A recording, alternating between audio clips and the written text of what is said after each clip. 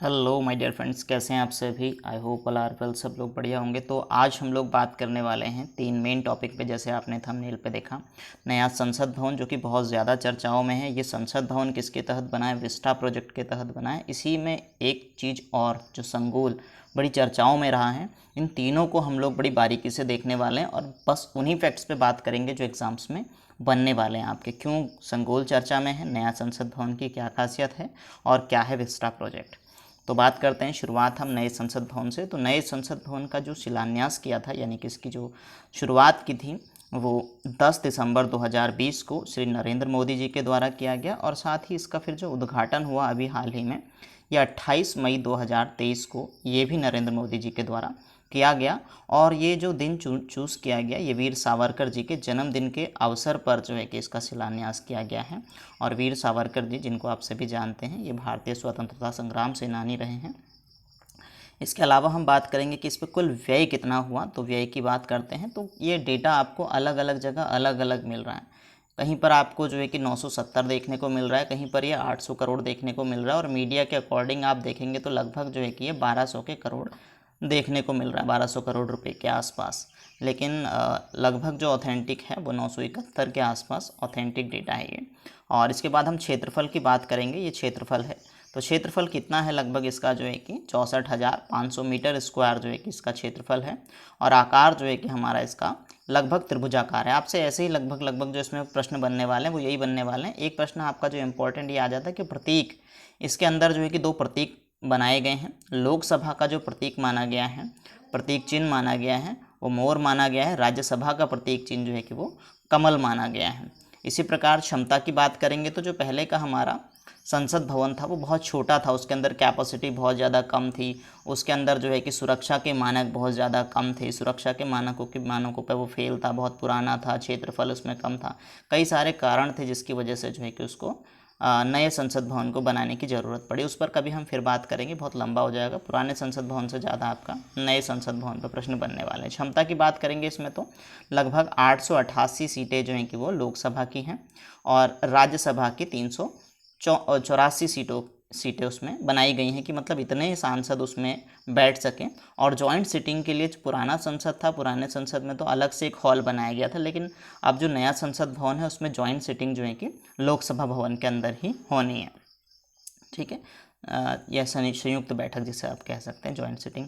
निर्माणकारी जो इसकी कंपनी थी, इसको जो बनाने का काम किया वो टाटा प्रोजेक्ट लिमिटेड ने किया, जबकि इसके वास्तुकार जो थे, वास्तुकार इसके रहे हैं विमल हसमुख पटेल जी, इसके वास्तुकार रहे, गुजरात के जाने माने वास्तुकार हैं। और जो सेंट्रल विस्टा प्रोजेक्ट है, इसके तहत ही जो है कि संसद भवन को बनाया गया है। संसद भवन के तहत जो है कि इसके अंदर क्या बनाया जाना था, इसके अंदर जो है कि आपका ये आपका छोटे छोटे जितने भी हमारे लुटियन दिल्ली के आसपास के जो प्रशासनिक इमारतें थी, उन सब का क्या होना था, एक तरीके से इनका पुनर्विकास करना था। इसमें जो टूट फूट हो रही थी उसको ठीक करना, या फिर जो कहीं पर किसी एक कोई भी हाउस को दूसरी जगह, जैसे सेंट्रल विस्टा के तहत जो है कि इसी के अंदर हमारा संसद भवन जैसे पुराना ऑलरेडी था लेकिन फिर नया बना है, ऐसे ही जो है कि जितनी भी हमारी प्रशासनिक बिल्डिंग थी, जहाँ मरम्मत की ज़रूरत है वहाँ मरम्मत, जहाँ नया बनाने की ज़रूरत है वहाँ नया बनाया गया। तो ये सेंट्रल विस्टा प्रोजेक्ट था। ठीक है, सेंट्रल विस्टा प्रोजेक्ट ये क्या है, एक तरीके से आपका पुनर्विकास परियोजना है। और इसी के तहत हमारा ये भी बनाया गया था, क्या, जिसकी आप इतनी चर्चाएं देख रहे हैं, नया संसद भवन। तो इसकी जो शुरुआत की है ये आवास और शहरी मंत्रालय के द्वारा की गई है। 2019 में इसकी स्टार्टिंग की गई और इसकी जो कुल लागत थी लगभग ये जो है कि 20 करोड़ की लागत पूरे सेंट्रल विस्टा प्रोजेक्ट की मानी गई है। पूरे सेंट्रल विस्टा प्रोजेक्ट के अंदर क्या क्या चीज़ काम होने थे, वो काम ये होने थे, राष्ट्रपति भवन इसको बनाना था, संसद भवन को बनाना था, उत्तर दक्षिण ब्लॉक्स को ठीक करना था, उनको बनाना था, इंडिया गेट हो गया और आपके राष्ट्रीय अभिलेखागार हो गए। ये सारी चीज़ें जो है कि इसके अंदर आनी थी। यानी कि आप ये मान लीजिए इंडिया गेट से राष्ट्रपति भवन तक लगभग 3 किलोमीटर लंबे राजपथ के बीच में जितनी भी सारी चीज़ें हैं उन सभी में जो है कि एक तरीके से पुनर्विकास करना था, राजपथ को भी पुनर्विकास करना था। ये सारी चीज़ें थी आपकी नए संसद भवन और विस्टा प्रोजेक्ट से रिलेटेड। अब बात यह आती है कि पुराने संसद भवन का अब क्या होगा। तो पुराने संसद भवन को अब एक म्यूज़ियम ऑफ डेमोक्रेसी के रूप में जाना जाएगा उसको। ठीक है, म्यूज़ियम ऑफ डेमोक्रेसी के रूप में पुराने संसद भवन को अब जाना जाएगा। इसके अलावा जो है कि नए संसद भवन के उद्घाटन में ही जो है कि इसी के उद्घाटन के अवसर पर मोदी जी ने एक सिक्का जारी किया है। 75 रुपये का सिक्का है ये, 75 रुपीज़ का कॉइन आपको देखने को मिलेगा। लेकिन मज़े की बात यह है कि ये कॉइन आप जो है कि एक सिंबल के तौर पर रख सकते हैं, इसको आप परचेस कर सकते हैं, गवर्नमेंट से इसको आप ख़रीद सकते हैं। लेकिन अभी इसकी कीमत क्या रहेगी डिसाइड नहीं हुआ है। इसको ख़रीदने के बाद आप इसको जो है कि एज अ कॉइन यूज़ नहीं, एज अ मनी यूज़ नहीं कर सकते हैं इसको। इससे कहने का मतलब है लेन देन नहीं होगा। आप कहीं से लेन देन के बारे में सोचें तो इससे लेन देन नहीं होगा। इसके अलावा संगोल जो बड़ा इंपॉर्टेंट रहा है, संगोल क्या है? संगोल एक तरीके से गदा की तरह एक संरचना है।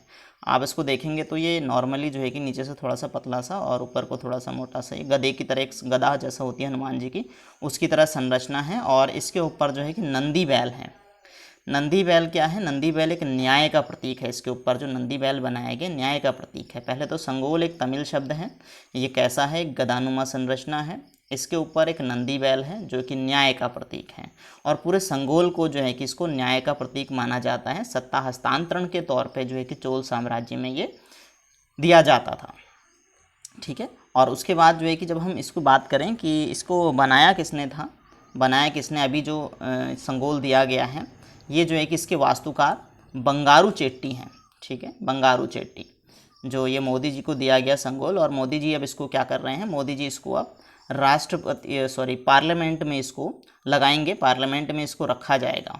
पार्लियामेंट में रखने का मतलब यह है कि अब ये जैसे सत्ता का हस्तांतरण पहले किया जाता था, ऐसे ही माना जा रहा है कि ऐसा सत्ता का हस्तांतरण और एक जो है कि न्याय के प्रतीक के तौर पर इसको देखा जा रहा है।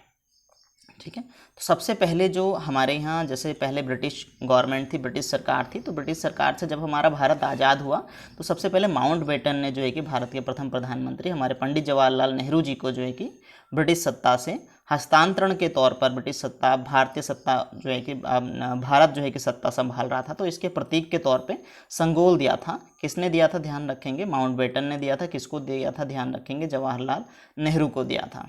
ठीक है, और कहाँ रखा जाएगा? अब ये जैसे अब मोदी जी ने इसको जो है कि स्थापित किया है किसमें? नए संसद भवन में। तो अब कहाँ पर ये रखा जाएगा? ध्यान रखेंगे, लोकसभा अध्यक्ष के बगल में, उसके आसन के पास में, उनके आसन के पास में इसको रखा जाएगा। तो ये सारी बातें थी, 10 मिनट में मैंने आपको शॉर्ट में सारी चीज़ें बताने की कोशिश की। और मुझे नहीं लगता इससे कोई क्वेश्चन बचेगा। बस आपको इतने ही फैक्ट जो है कि रट लेने हैं, इतने ही फैक्ट आपको बेहतर तरीके से याद कर लेना है। इससे बाहर कुछ नहीं आने वाला। ठीक है, चलिए पढ़ते रहिए, खुश रहिए, बाय बाय।